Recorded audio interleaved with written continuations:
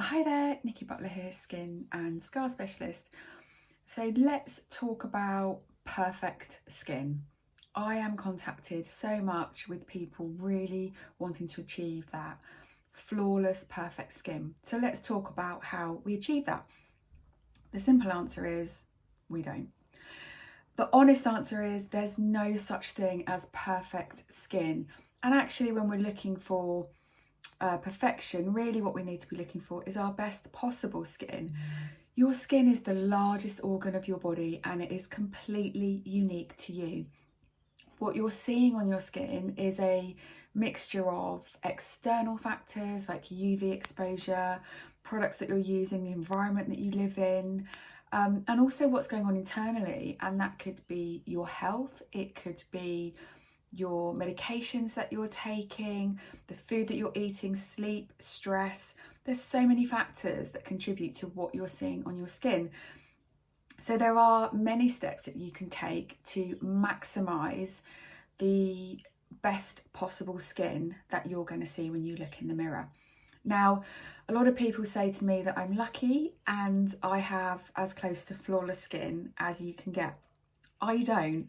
And if you meet me and you look closely at my skin, you might actually notice that I have chronic melasma. So it's not as evident on my face because I manage that through products. So I use products that protect, repair, and strengthen my skin and inhibit the melanin production. So for those of you that don't know, melasma is typically hormone related for women. So it can come through pregnancy, or hormone related medication, and mine is hormone related medication. And what it can look like is almost like a rash of pigmentation.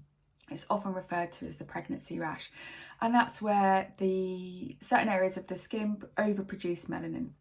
So I take high levels of hormone to control endometriosis, and what that means for me is if I'm not very careful with protecting my skin from UV exposure and using the right products, I will have these dark patches that appear on my face. Now, I've deliberately worn a white lower cut t-shirt for the video, and if I lean forward you might be able to see on my chest I have the signs of melasma on my chest.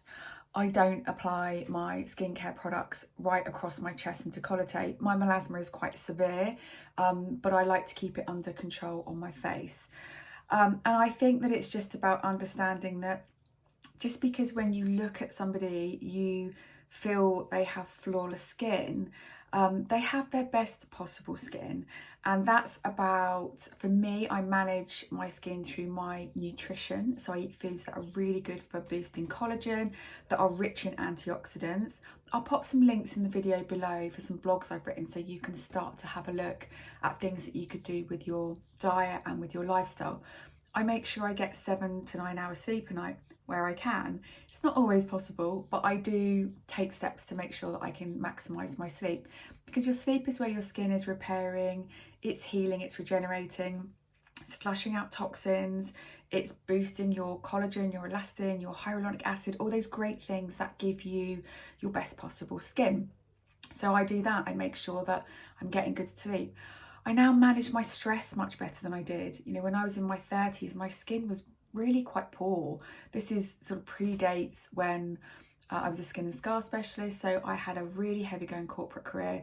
I was stressed, I was barely sleeping. I was throwing every skincare ingredient at it and not seeing the results. I think that's something really important to remember, is that your skincare products and your treatments can help you, but they're not a cheat to getting your best possible skin. So looking at nutrition, lifestyle, sleep, stress, those things are so important. And when you come to your skincare, it's about thinking about what your primary skin concerns are. So is it something like melasma, so pigmentation, or have you got lines and wrinkles you want to address? Is your skin dehydrated? And then looking at products that can help to target those primary skin concerns. Or you might just want a really good anti-aging routine. But your absolute key is your sunscreen. And I talk about this all the time because the reality is that UV rays break down, destroy and degrade collagen, they disrupt your cell health, and that is really going to show up when you look in the mirror.